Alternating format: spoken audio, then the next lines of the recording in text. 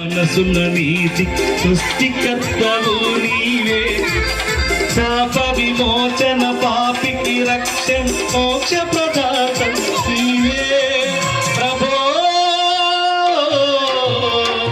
ఓ యేసు క్రీస్తు నీ రాకయ్యను తగాస్తు, మానవ జాతికి మనసుల నీతికి సృష్టికర్త